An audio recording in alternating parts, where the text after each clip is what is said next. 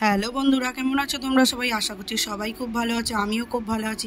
আমার এই স্বপ্ন উড়ান পরিবারের তরফ থেকে তোমাদের জানিয়ে অনেক অনেক স্বাগত। একটা সুন্দর ব্লগ নিয়ে চলে এলাম। এটা কোনো ডেলি ব্লগ না, এটা হলো একটা সুন্দর ম্যাঙ্গো কুলফি ব্লগ, যেটা তোমাদের সাথে শেয়ার করছি। শেষ অবধি দেখতে থাকো, হোপফুলি ব্লগটা তোমাদের খুব ভালো লাগবে। আগের বারে তোমাদের সাথে যে ম্যাঙ্গো কুলফি রেসিপিটা শেয়ার করেছিলাম, সেটাই এবারে আবারও বানিয়েছি। তাই ভাবলাম পুরোপুরিভাবে তোমাদের ডিটেলে দেখাবো। প্রথমেই আমরা আমের ভিতর থেকে আমের আটিটা বার করে নিয়েছি এবং সেই আমের আটির যে কাল্পটা সেটা একটা জায়গায় ঢেলেও রেখেছি। আর তারপরে আমরা এখানে দুধ গরম করতে বসিয়ে দিয়েছি, আর তার সাথে দিয়ে দিয়েছি স্বাদ ও গন্ধের জন্য এলাচ। আর এখানে দেখতেই পেলে আমের কাল্পটা বাটিতে বার করে রেখে দিয়েছি। দুধটা হালকা গরম হওয়ার সাথে সাথে আমরা দিয়ে দেবো আমন্ডগুলো।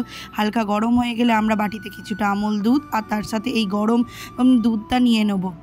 তারপরে গুঁড়ো দুধটা মিশিয়ে দেবো এই গরম দুধটার ওপর। হালকা করে ফুটে ফুটে লালচে রং আসতে হবে, না হলে ভালো লাগবে না, লালচে না রং হলে। আর তার সাথে দিয়ে দেবো স্বাদ মতো চিনি। তো দিয়ে দেওয়ার সাথে সাথে ফুটতে থাকুক আর হতে থাকুক, আর তোমরাও দেখতে থাকো। একদম হয়ে গেছে, এবার গ্যাসটা অফ করে ঠান্ডা করতে রেখে দেবো। এবার চলো ওই মিক্সির কাছে যাই, ওইখানে দেখে নিই ওখানের কি কাজ এখন বাকি। আর এই যেখানে ফাটানো হয়ে গেছে আর এই যেখানে ঠান্ডাও হয়ে গেছে, এবার ফাটানো আমের কাল্পটা একটা বাটিতে ঢেলেও নিয়েছি। এবার তাতে মেশাবো কিছুটা গুঁড়ো আমল দুধ, ভালো করে মিশিয়ে নিতে হবে। দেখতেই পাচ্ছি একদম অন্যরকম রং এসে গেছে। এবার ওই কিছুটা দুধ এর সাথে মালাইয়ের সাথে মিশিয়ে নেবো। এবার কিছুটা কিছুটা করে মেশাবো, একেবারে একদম দুধের সাথে এটা মেশাবো না, যাতে না মিশতে পারে, কিন্তু একটু একটু করে মিশিয়ে এবার আসল পালা আম রেডি। এবার চলো এই ঘনত্ব রেডি, এবার আমের সাজিয়ে দেওয়ার পালা।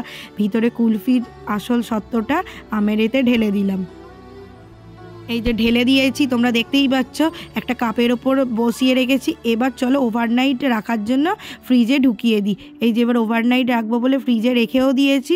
তো চলো ওভারনাইট হলে তারপর চেক করা যাবে কেমন হলো। ওভারনাইট হওয়ার পরে একদম সুন্দর করে আমটা বার করে নিয়েছি। একটা পিলারের সাহায্যে আমটা সুন্দর করে ছাড়িয়ে নেব, আর ইজিলি ছাড়িয়েও যাবে। আর এইভাবে কেটে স্লাইস করে পরিবেশন করবো। তোমরা এরকম পরিবেশন করতে পারো। আর ভালো লাগলে লাইক, কমেন্ট, শেয়ার আর সাবস্ক্রাইব করে পাশে থাকো। চলো দেখা হচ্ছে পরের ভিডিওতে। Tata, by.